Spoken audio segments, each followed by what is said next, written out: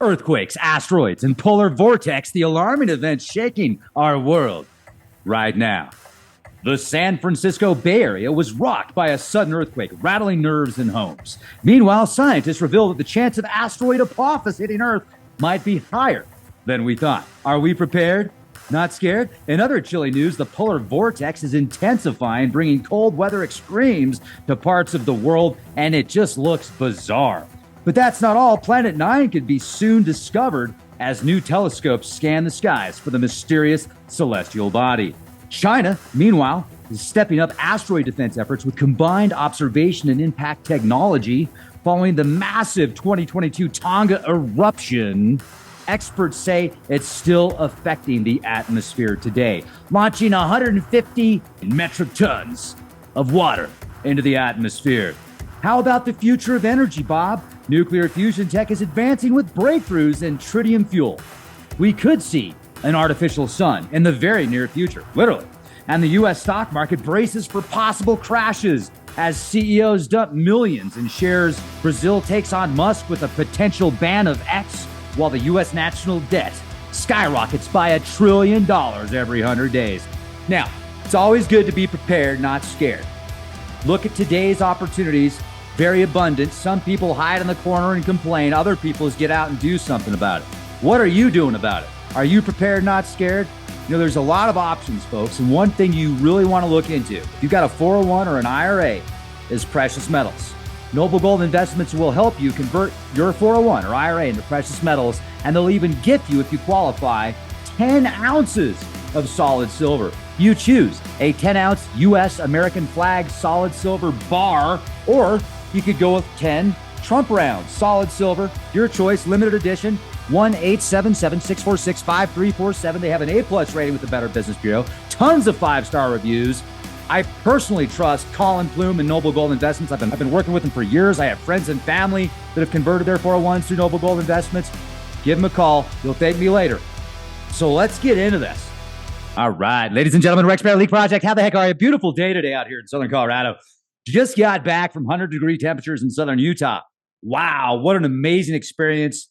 Awesome petroglyphs out there. And today, oh, wow, do I have a plethora of news to share with you in this rapid fire edition.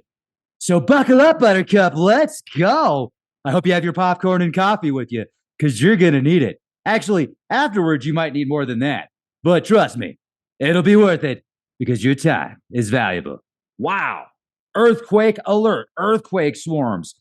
A swarm of small earthquakes was recorded Saturday morning in Northern California. According to the U.S. Geological Survey, a 4.4 magnitude quake was detected 3.7 miles southwest of Cobb, Lake County, 7:30 a.m., followed by a 4.2 quake just 0.6 miles southeast of the geysers in Sonoma County. And that was at 7:30 a.m. And then a 3.9 quake 1.2 miles northwest of the geysers at 7:31 a.m. Is the big one coming? Well, they've been saying that for a long time. I mean, I've heard the theory that California could break off the coast. You could have your own island country. Some people actually would like that. I love you, California.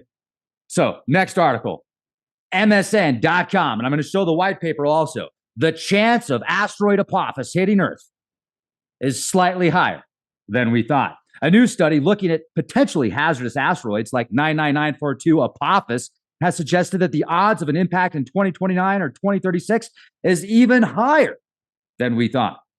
Apophis was first discovered in 2004. Observations briefly placed at a level 4 on the Torino Impact Hazard Scale, with a score of 0 meaning the likelihood of impact is 0 or thereabouts, and 10 meaning a collision is certain, capable of causing global climatic catastrophic events.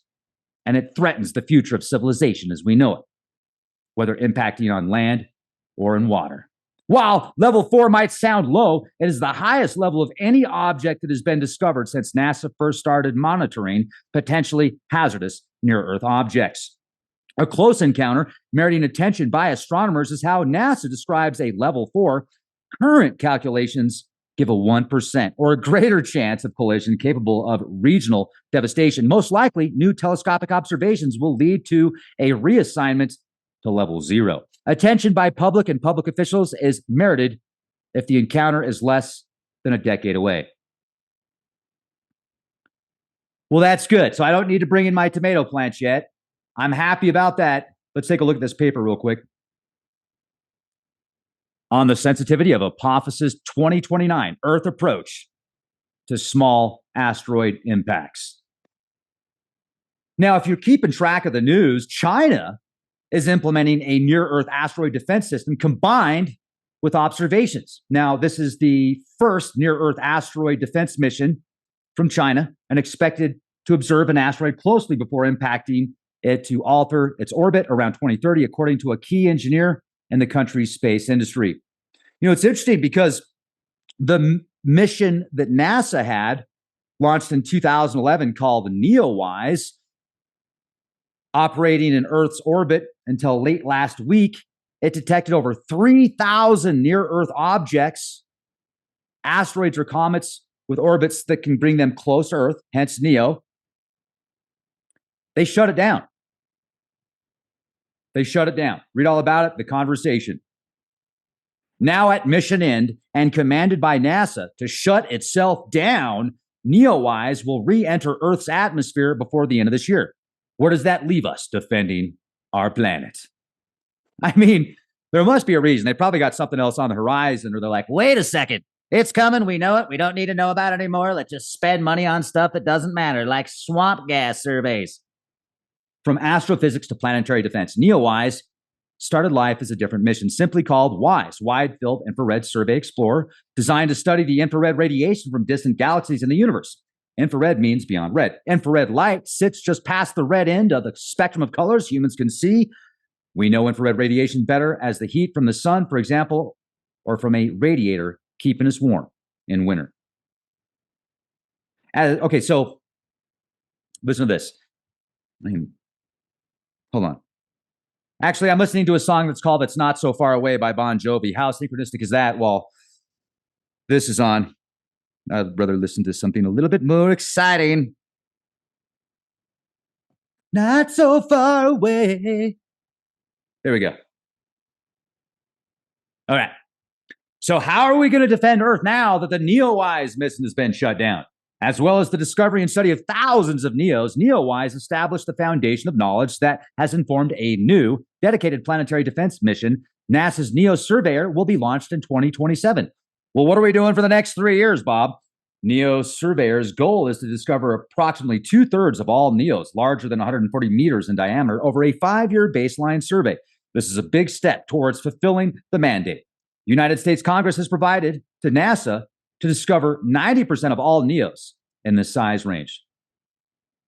If they hit Earth, asteroids of this size could cause mass casualties if the impact were over a large metropolitan region. You might think this poses a bit of a risk, shutting down NEOWISE 3 years before launching NEO Surveyor. Like, what happens if one of these big asteroids smashes into the planet, like over the next few years? Well, according to the article, the risks are very small, as estimates show asteroids 140 meters in diameter impact Earth only approximately every 20,000 years. So don't worry about it, folks. Oh my gosh. That's their excuse. Whatever. There's got to be something else going on. But that's just my opinion. Next article. What's going on with the polar vortexes? During the southern hemisphere's recent winter, the stratosphere witnessed unprecedented warming. According to NOAA, stratospheric warming events happen about once a year over the Arctic and once every 5 years over the Antarctic. Scientists have noted that a year-round phenomena above Earth of the globe's poles have shown recent signs of shifting and even disruption, leading to potentially significant impacts of climate patterns. The polar vortex is generally an area of low pressure above the Earth's poles that contains the coldest air. The vortex is more influential during a hemisphere's winter than in the summer months because of a more pronounced temperature gradient between what is considered to be mild and downright bury. Events that are known as stratospheric warming, changes in the jet stream, and even significant changes in pressure and temperatures can lead to alterations of the pattern and even a full disruption. So what does that mean? Well, satellite observations and model forecasts show zonal winds being fairly weaker than what is typical for September and October. Without a tight belt of winds concentrating the cooler air around the Arctic, cold air masses will tend to escape and head south in lower latitudes. So there's this really bizarre polar vortex over the South Pole right now. It looks like let me just share it with you. Looks like a giant bean, a giant lima bean over the South Pole. So be careful, folks, because it could change into a kidney bean or pinto beans. And y'all know what happens after you eat a bunch of those. I mean, I don't know, but Kristen does. So I'm just saying. Now, you can read about this at earthobservatory.nasa.gov.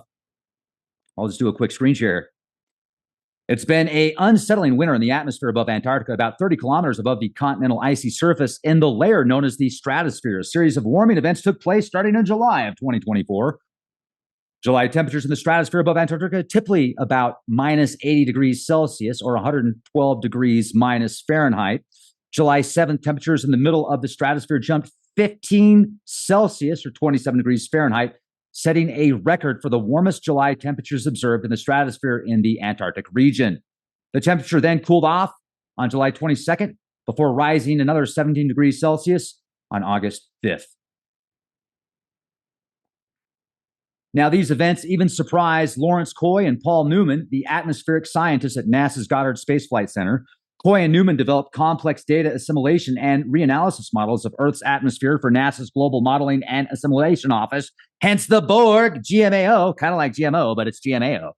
Just joking. The July event was the earliest stratospheric warming event ever observed in GMAO's entire 44-year record, Coy said. The polar vortex had elongated and weakened, and the flow of wind was shaped like a peanut instead of its usual circular pattern. Or a peanut. Lima bean or peanut. It does, I can see the resemblance of a peanut. What are you, some sort of peanut? This is a cool article.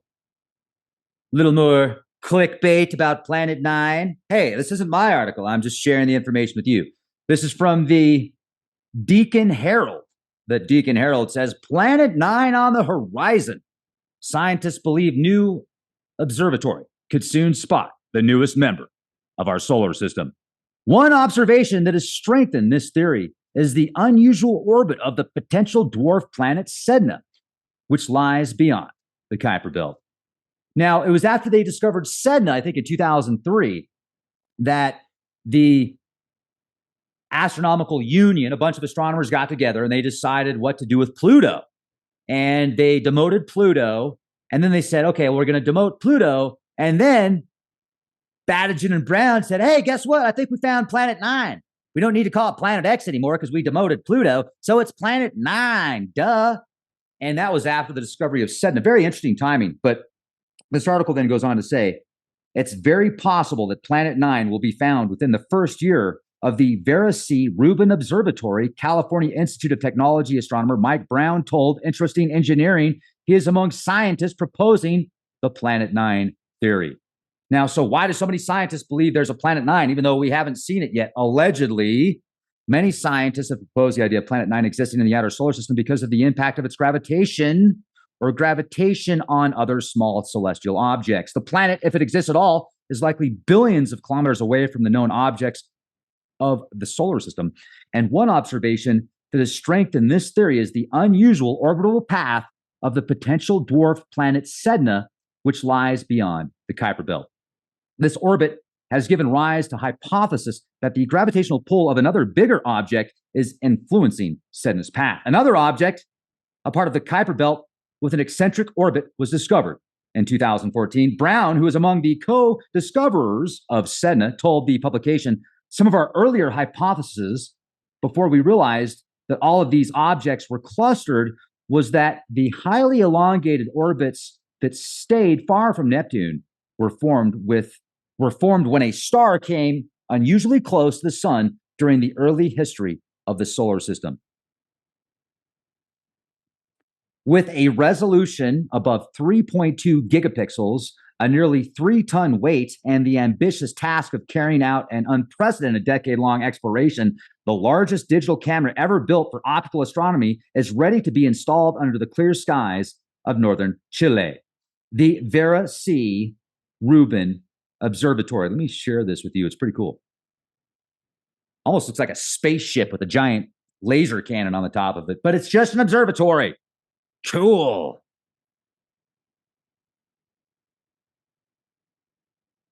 All you need to know, ladies and gentlemen, about the Vera C. Rubin Observatory. Planet 9 will soon be visible.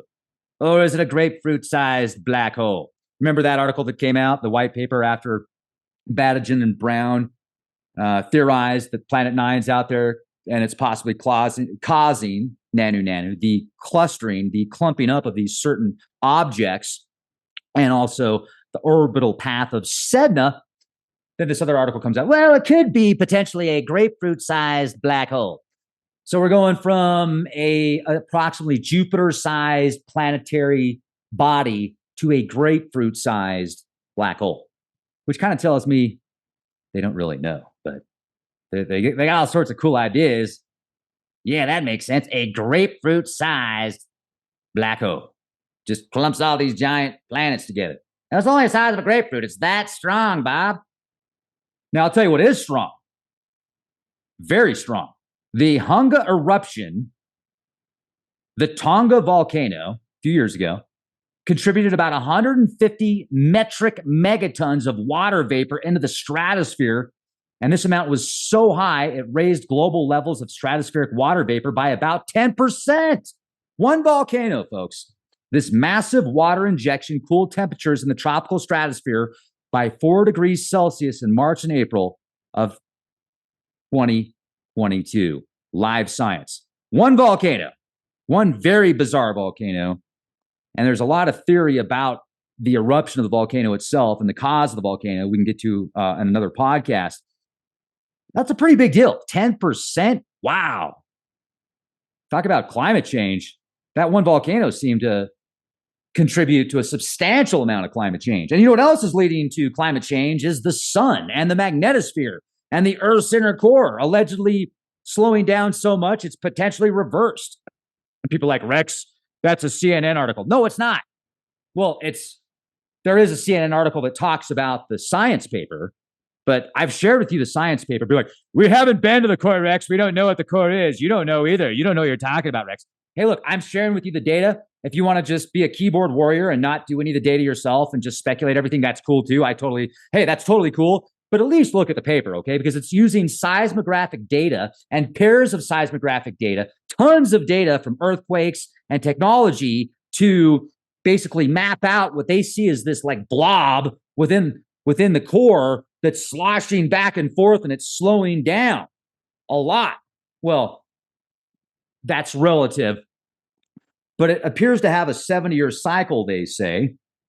And if you go to Forbes.com right now, Northern Lights forecast aurora may be visible in the U.S. for 2 years, scientists say. That's pretty substantial. And new research into May's solar superstorm resulting U.S.-wide displays of the Northern Lights has revealed that the incident changed Earth's atmosphere in unprecedented ways. The scientists involved in a study of the G5-rated geomagnetic storm also made a prediction that will make sky watchers happy. One reason we study geomagnetic storms is to try and build models to predict their impacts, said Scott England, a co-author of one of 2 new papers published in Geophysical Research Letters and associate professor of, let me repeat that. Scott England, a co-author of one of 2 new papers published in Geophysical Research Letters and associate professor at Virginia Tech, based on the solar cycle, we'd expect the conditions we're seeing this year to be around for about the next 2 years. If you look at the upper atmosphere, May's strongest geomagnetic storm in the last 20 years, researchers used NASA's GOLD satellite to study changes in the Earth's ionosphere, the upper layer of the atmosphere that is electrically charged by radiation from the sun, extending 50 to 400 miles overhead, where satellites and the International Space Station orbit. The Northern Lights are caused by energetic charged particles hitting the upper atmosphere. During solar geomagnetic storms, there's a lot more of these energetic charged particles in the space around Earth. So we see a brightening of the Northern Lights, and the region over which you can see them spreads out to include places like the lower 48 states that usually don't see this display. said England. Wow. This is another interesting article. We could see an artificial sun in the very near future, artificial sun reality in the very near future based on a nuclear fusion fuel, deuterium and tritium advances. And this is interestingendeering.com. Scientists claim that the nuclear fusion can be achieved using different isotopes of light elements. However, two hydrogen isotopes, deuterium and tritium, are considered the most effective nuclear fuel for fusion devices. Notably, the limitless clean power generated from fusion devices could be a superior way to generate emission-free power. Controversial coal-fired plants with a capacity of 1,000 megawatts require 2.7 million tons of coal per year, and the process results in massive carbon emissions. While a fusion plant with the same output could only require 550 pounds of fuel per year, consisting of half deuterium and half tritium. Deuterium, which can be distilled from all forms of water, is a widely available, harmless, and virtually inexhaustible resource. Deuterium is common. About 1 out of every 6,500 hydrogen atoms in seawater is in the form of deuterium. Tritium is a fast-decaying radio element of hydrogen that occurs only in trace quantities in nature. Researchers claim that it's formed naturally only in the upper atmosphere. Tritium can be produced during fusion reaction through contact with lithium. However, tritium is produced or bred when neutrons escaping the plasma interact with lithium contained in a blanket wall of the tokamak, according to scientists. Tritium is claimed to be the most effective component for commercial fusion power generation. In this regard, German-based tritium laboratory, Karlsruhe, has pioneered safe tritium handling and fuel cycle research. Researchers state that the technical requirements and challenges associated with the tritium fuel cycle are largely unaffected by the choice of magnetic or inertial confinement. Keep you updated on that. Now, if you want to hear something really cool, how about a robot mushroom or a mushroom that, okay, this is just too cool. Telegraph.co. I read something about this a few years ago. I guess they're making strides, no pun intended here.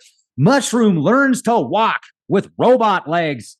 Can you imagine mushrooms taking over the world? Like mushrooms link into Chat GPT and they start printing robot legs and just probably like, wow. Hello, Bob. I am your new master. I am a mushroom with robot legs. You must do as I say. I am much older and wiser than you. I come from there. I am a space mushroom with robot legs. Now you are our slaves. Feed me the cow patties. Let's listen. Okay, scientists say they hope biohybrid robots could be used to detect soil chemistry and help other agricultural processes in the future. Now I want to watch this. I got to watch this here. So, yes. I mean, you thought you were tripping before the legs. You're definitely going to be tripping now, man. Tripping out. Talk about trippy mushrooms. This is the trippiest mushroom that I've ever seen. Here we go. Come on, Trippy. Yes. The mushroom is walking. It's like pull. Cross the finish line. See, like, is that it? The mushroom brain waves? Is that the mushroom brain? That is amazing. I want one. I want a mushroom with robot legs. So pretty cool. Just technology. What are we going to see in the future? The rise of the mushroom. Well, that's okay, because Elon's going to look out for the human race here. So Elon Musk unveils his next plan with Neuralink to the FDA. This has never been done on a human being before. So according to the article, Neuralink's ambitious future multiple implants, higher bandwidth, and new products to revolutionize neurotech. He has set great targets for Neuralink, including the plan to impact the gadget in the high single digits of the participants this year. The company is also working on a next generation implant with 128 threads, each with 8 electrodes, doubling the bandwidth of the brain signals being obtained. In the long run, Musk plans to use the brain-computer interface to solve the civilization risk of AI by connecting humans and artificial intelligence in tune. On the same line, another product in development at Neuralink is called Blindsight, a product that will enable those with blindness to see. That's beautiful. Basically, artificial vision, thus the transition to the second human trial subject, marks a significant milestone in developing Neuralink's brain-computer interface tech. In the near future, folks, within 10 years, the phones will probably be obsolete unless you're going to be like the people that want to keep the big brick phone or the flip phone or don't have a cell phone. You're going to be the ones that say, no, I don't want the Neuralink.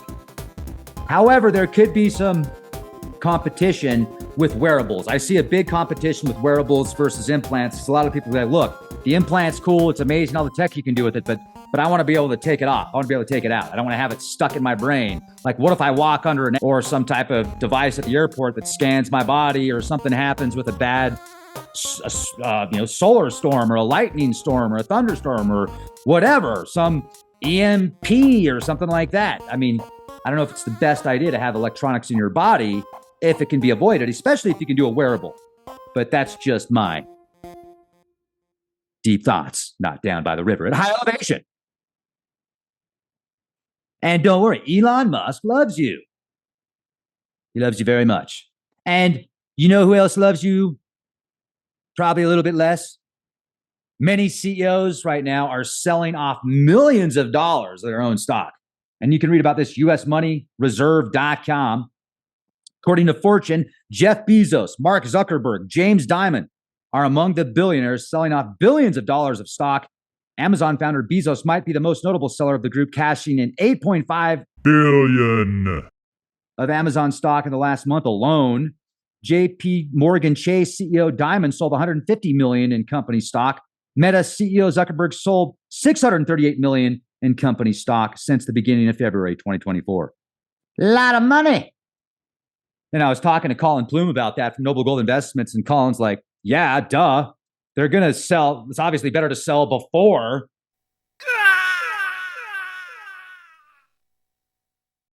Going back a little further, in the 15 months leading up to the end of 2023, billionaire Warren Buffett grew his cash and cash equivalent holdings by nearly $60 billion, creating a record $168 billion war chest.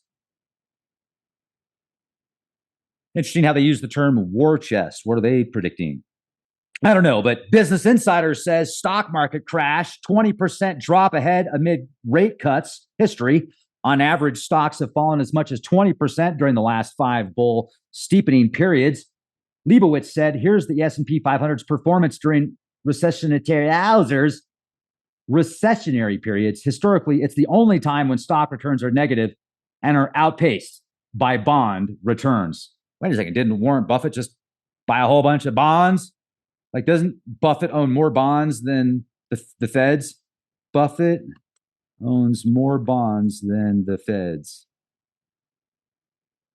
The data, according to Berkshire's most recent filing, the Omaha, Nebraska-based company now owns $234 billion in treasury bills. That's more than the Federal Reserve's $195 billion treasury bill war chest. Once again, the term war chest is being used. Interesting. CNBC, the U.S. national debt is rising by $1 trillion about every 100 days. Fox 11, 0% of Los Angeles homes are cheaper to buy than rent. Study. Well, that's okay, because in news on Reuters, Mexico freezes relations with the U.S. Canadian embassies, which criticized judicial reform. And Brazil, you heard about this, right? Brazil banned X. Brazil bans X. Brazil's ban on X. How scientists are coping with the cutoff. That's Nature. CNN, Brazil X ban drives outraged Bolsonaro supporters to rally for free speech. BBC News, top Brazil court upholds ban on Musk's X.